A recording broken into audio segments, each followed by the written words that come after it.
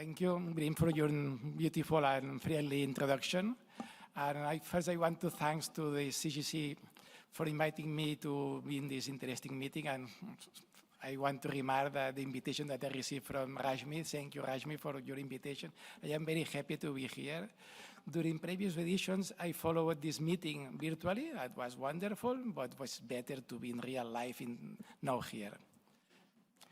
As Brynn explains, I am working now in the Institute Josep Carreras. Josep Carreras is a tenor singer that 30 years ago had a leukemia, and he wanted to do something for the society because he was cured, and created the Center of Research for Cures in the Research of Leukemias, and I'm one of the leaders of this center.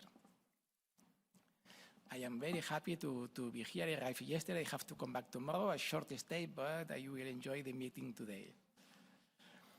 Here is the answer that I asked to me, is it still useful cytogenetics in the area of sequencing?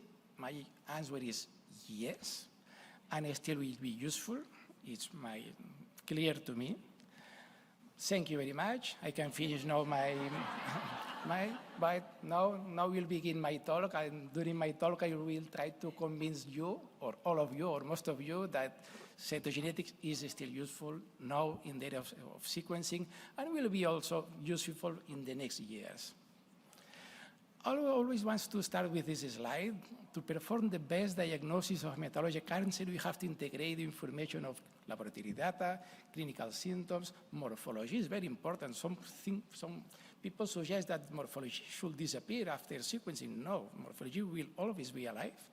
Complement with immunophenotyping, and in the past, when I started in '84, it was just cytogenetics, and in the next years appears FISH, microarrays, and now it's sequencing. That's the most new technique. Why it's important to have the genetic study of a patient with hematologic cancer? First, for the diagnosis. Now we have the good news, we have new classifications, but the bad news, we have two classifications. It's another debate, and in these new classifications, cytogenetics is, you will see, it's still very useful and will be very useful also for the prognosis. More chromosomal aberrations means worse prognosis on, for example, in MDS, that is a disease that you know very well. APSSR, the parameter with the strongest impact factor is cytogenetics, the karyotype. Now we have the APSS-M based in molecular studies, but also you need the cytogenetics to do this scoring system. And also you can see that there are a lot of diseases in which the cytogenetic change is a target to, it's mandatory to define the targeted therapy that we have against these genetic changes. This is the evolution of the cytogenetics. It started for me in '84, which is when I started to do karyotypes. Then in the 2000s appears the arrays, and in 2020, the most important could be optical genome mapping. One of the main messages that I want to share with you is new techniques do not substitute the old ones. All of them are complementary. My remark in my talk will be, no technique will substitute the others. All techniques are complementary to the others. And here's my evolution during the last years. Well, 40 years doing cytogenetics, it's a lot of years. What information do we have when we have a good karyotype? And I will remark this in my last slide. If you have a good karyotype, for example, in this case, you can have a translocation 1114. It's a typical translocation that could be observed in mantle cell lymphoma, also in myelomas, that's true. This is the primary change. But also you can have additional alterations, and here you have a loss of chromosome 8, an extra chromosome 12, and some copy of chromosome 8 in the 12th chromosome. This means a loss of the short arm of chromosome 8, and this correlates with a worse prognosis. So with just a single karyotype, you have the information of all the genome, and you can define the diagnosis and the prognosis very well. So with cytogenetics, you could detect all these aberrations that are not easily to detect by NGS. If you want to detect these alterations by NGS, you need a good bioinformatics, a good team of bioinformatics. But cytogenetics, as all the techniques, have some limitations. And for me, one important limitation that we have now is we need cytogeneticists. In Spanish, we say especie en extinción, extinct staff. We know, it's something that we know around the world, that in the next 5 years, 25% of the cytogenetic disease will be retired, a lot. We will have future cytogeneticists. So what we have to do, or what we can do, what we have to do is to teach new ones. But to teach new ones is not just important for cytogenetics, for karyotyping. In my opinion, will be important for the food. I think that the technique that the optical genome mapping could be the karyotype of the future, but we need good cytogeneticists to analyze these optical genome mapping findings. Imagine you could have a very good car, but if you have a poor driver, you have problems. If we do not have good cytogeneticists, if we want to analyze optical genome mapping, we could have problems with interpretation. This is my other message. Other limitations, we need fresh samples. We know very well, low resolution. We can have false normal karyotypes because the mitotic cells are not tumoral cells normally. The leukemic cells grow less than the normal cells. It's easy to grow cells normal than tumoral. The genetic change could be too small. This is a small resolution, and cryptic alterations such as translocation 12 and 21 that is cryptic because the short arm of chromosome 12 is very similar than the long arm of chromosome 21. The only person in the world that I know that could distinguish this alteration by cytogenetics at this moment is retired, is Susanna Raimondi. Those you know her, but Susanna Raimondi could distinguish this cryptic alteration. I have to believe Susanna, but in my hands, it's impossible to analyze, to diagnose these alterations. But what cytogenetics have limitations, have important things. You can have the information of all the genome. It's like you sequence all the genome, but a very low resolution. You could have copy number alterations, monosomies and trisomies very easily. You could detect restricted alterations, translocations, inversions, and deletions. It's a very low-cost technique. In reagents, you will see the cost in our hands is less than 50 euros or dollars. It's a well-used technique. Cytogenetics is used in most of the countries, all the countries of the world. It's not a batched technique. It's something that is important. If you want to do sequencing, you have to batch a lot of samples to make the technique cost-effective. It's robust. It's a single-cell technology. Well, you can analyze few cells, but it's a single-cell technology, and sometimes it's important to know the cells with the alterations. And also really important, we know the clinical impact of the cytogenetic findings. You could know the prognosis paper of specific alteration of complex karyotypes. Now we have the new classification, the WHO, I prefer to say WHO classification, and the ACC classification. Here are the slides of the new classifications. And in those classifications, we still need more and more cytogenetics. You will see. Here is the WHO classification of the myeloid cells. Here is Joseph Corey that I think will speak today or tomorrow, I think tomorrow. And I want to remark, I am a person that works a lot in MDS.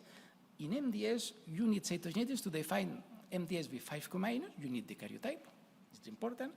Also, in patients with MDS with SF3B1 mutated, you have to do the karyotype. Why? Because if the patient has 5' minus monosomy 7 or complex karyotype, then although has SF3B1 mutated, you cannot include these patients in this category. So you need the karyotype.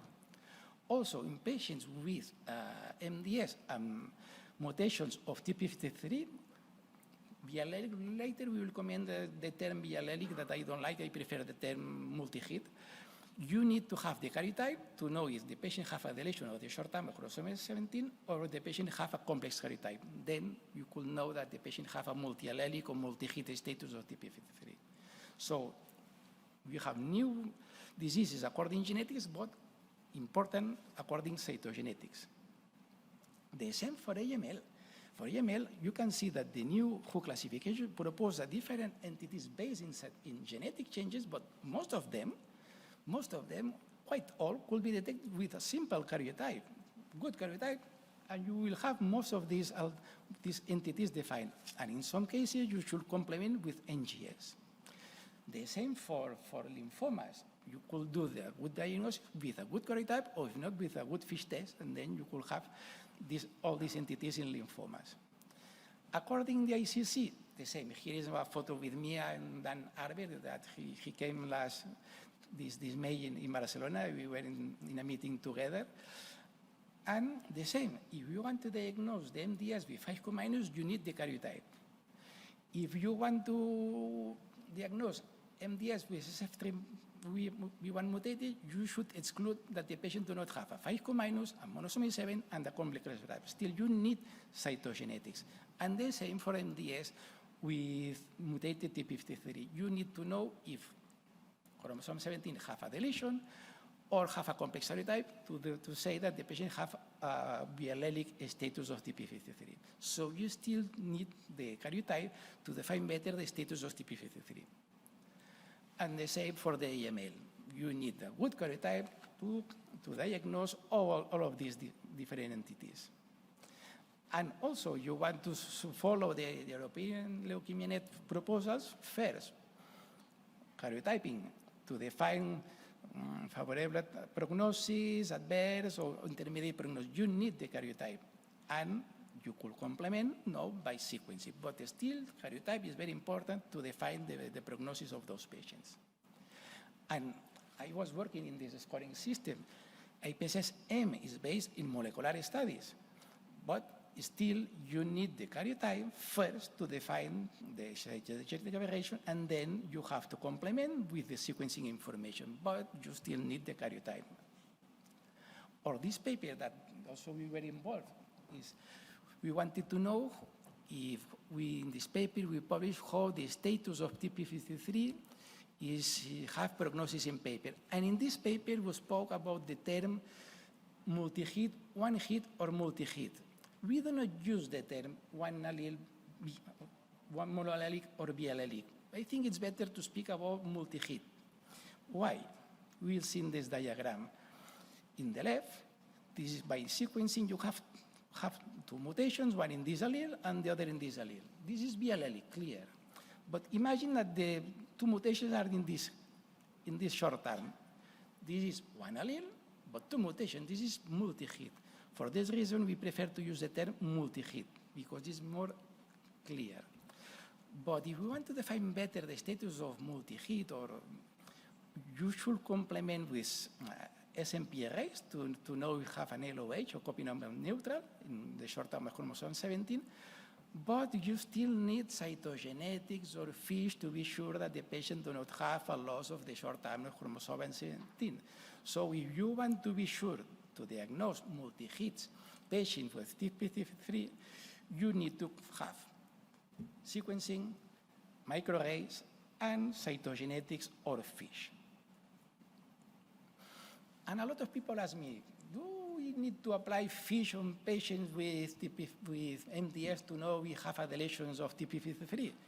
Well, pues I want to present this paper that we published in 2015. It's a paper published too early. I think that this paper published now will be published in a journal higher impact factor, because I think the information is more useful today than when we published this in the 2015. But this is our work done in the Spanish working group of cytogenetics. We collected a large number of patients with MDS in which by conventional cytogenetics we did not detect deletion of the short term chromosome 17. We applied the FISH of the TP53, and we detected these interesting findings. In patients with normal karyotype, when we apply FISH, just 0.9% of them presented a deletion of TP53. But in those patients in which the chromosome 17 was involved, some aberration of chromosome 17, also half of them could present a deletion of the short arm of chromosome 17. The conclusion that you should apply FISH of chromosome 17p in those cases in which chromosome 17 was involved. If not, in the other cases, forget. You do not need to spend on FISH proofs. This is the main message of the paper that we published a lot of years ago.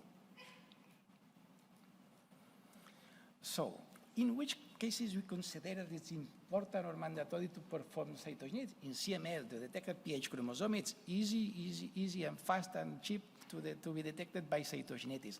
Also, if you detect additional alterations to the PH, this could suggest you that the patient is transforming to a more aggressive disease. Also to diagnose chronic or lymphoproliferative disorder. It's very important. Also to diagnose AML or ALL, because the alterations have a very important prognosis and diagnosis factor. For myeloma, it's better perhaps to complement with FISH. For CLL, the same. FISH is also very useful.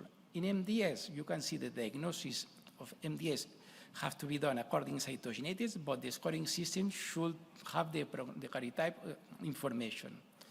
Also, it's very important in those cases in which you are analyzing a case during the follow-up and you detect that the patient acquires a new alteration. The acquisition as a new alteration is correlated with a worse prognosis. This is very important in MDS. If you demonstrate a clonal evolution, this patient will progress very fast to AML or will have a very poor prognosis.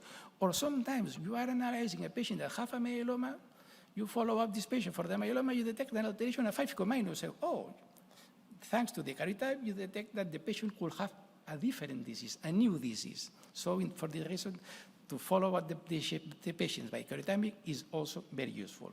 And also at the end is to define new entities. For the reason, this is mandatory. So you consider that in most of the hematologic cancers, still cytogenetics is useful, in most not, in all. But you should complement at this moment by NGS. This is really important. And this table to comparative. We compare the cytogenetic, and FISH compares to NGS. Cost in reagents, the cost in reagent of cytogenetics is very low, 50 euros. But the cost in reagents, NGS, in our hands is 300. If you want to perform whole exome, whole genome is 1,000 euros. That's it. The turnaround time to report the results for cytogenetics, you could report in 24 hours, very fast. In our hands, in our hospital, we could have the results from 5 to 14 days, too much days perhaps to have a result. Cytogenetics is not a budget technique. NGS, yes. Cytogenetics is well used. NGS, no. We know the clinical value of cytogenetics, but also we start to know the clinical value of NGS. NGS is the single cell technology. NGS, no. And resolution and sensitivity of cytogenetics is low, and of NGS is very high. But you can see in this graph that you have a lot of greens here, that means it's good. A lot of reds here, that means it's not so good. But I am cytogeneticist. I am cytogeneticist and I have to express my favorite technique. But during the last, when I started to do those cytogenetics in 84, in the years 2000, a lot of people say, Kiko, you will have to change your job because cytogenetics will disappear. And I say, I don't think so. During the last 20 years, the same. Always the same mantra, cytogenetics will disappear, cytogenetics will disappear. No. During the last 15 years, no. During the 20 years, 10 years, no. During the last 5 years, with the introduction of sequencing, yes, cytogenetics will disappear. Cytology will disappear, all. And this is the sentence. I listened to this sentence because I was in this meeting with Thorsten Haffelak, that I like him, but Thorsten works in another league than most of us, and said, in the next 5 years, cytogenetics, targeted sequencing, and microarrays will disappear. Just whole genome sequencing will be the technique. For Thorsten, perhaps yes, but for the whole world, I think no. Just few labs in the world could follow this sentence. Also, I was in a meeting, I remained in a meeting in a round table with, I don't know if you know Ngolam Mufti. It's a very known hematologist in King College London.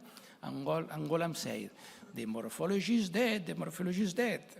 And one colleague of Ngolam said, the morphology is dead for you, that during the last 20 years have not used the microscope. My opinion is also, in 2021 appears this paper that of Eric Duncabe's genome sequencing is an alternative to cytogenetics. I didn't like the title, but this provoked me a lot. And I think the title is correct, but genome sequencing is an alternative to cytogenetics in just few labs of the world. in just few laps of the world that conduct sequencing, good price, good time, with a lot of bioinformatics, but in most parts of the world, this sentence, is, in my opinion, is not correct. For this reason, we decided to, with most of the, we decided to collaborate between a lot of cytogeneticists in the world to reply this paper, and we published this good paper in Blood, where the first author is Jasmine Akari, that is not here, and some of the authors are in this room. And in this, the main message of this paper is that all the techniques are complementary. That's it. No new technique will make the others disappear. And also I like this paper. It's not because Rashmi invited me, but I agree with the conclusions of this paper. In my opinion, perhaps in the future, with good results of optical genome mapping complemented with sequencing, we could have the good diagnosis of structural alterations, copy-number alterations, and genes mutated or non-mutated. I think perhaps the future will be this. But this is the future, but still a cytogenetic. But in my opinion, optical genome mapping is a cytogenetic technique. Also, what is the genetic technique of the future? We have to think about big machine and machine learning or artificial intelligence. But now I prefer to think in human intelligence than in artificial. But to create artificial, you should be humans behind to create artificial. This is also important. And in my opinion, all the techniques have a part to play. Normally here I say, who is the driver, who is the passenger? The driver is cytogenetics, the passenger is NGS, but it's words. And in my opinion, cytogenetics is mandatory, it's global technique, it's very informative, it's necessary, it's integral, it's cost effective, it's a single seq technology. We need more than four letters. Yes. This is a structural, I will live in Barcelona. Barcelona is in the area of Catalonia. We create these figures between humans. And this figure, it's an example that in our field, in our area, you have to collaborate, to work together, to be very well coordinated. Here it's, I want to thank, I work in the Center of Research in the close collaboration with the Methodology Department, and I like this proverb. Oh, sorry, this is, if you want to walk fast, walk alone. If you want to walk far, the better is to walk with a good, I say good people. If you walk with bad people, you have problems. This is an African proverb. And as I am old, or well, I am older than most of you, I created my proverb. This is my proverb. The better the cytogeneticist, the fewer complementary techniques she will apply. And that's true. Thank you very much for your attention.